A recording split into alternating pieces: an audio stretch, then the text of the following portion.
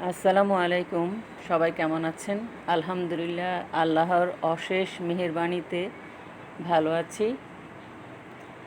আজকে আমি একটা এন্ডি কটন শাড়িতে অপরাজিতা ফুলের ডিজাইন করছি।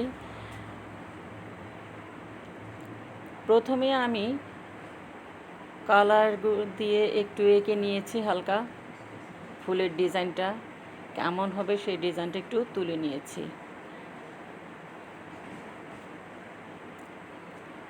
প্রত্যেকটা পাতার প্রথম দিকে মানে উপরের দিকে যে পাতাগুলো ওগুলি একটু লাইট কালার রেখেছি, যেন একটু আলো পড়লে পাতাগুলো যেরকম একটু হলুদ হলুদ ভাব থাকে, হালকা কচি কালার থাকে, অথবা পাতার উপরের দিকে পাতাগুলো একটু সবসময় কচি পাতা থাকে, সেজন্য একটু হালকা লাইট কালার রেখেছি।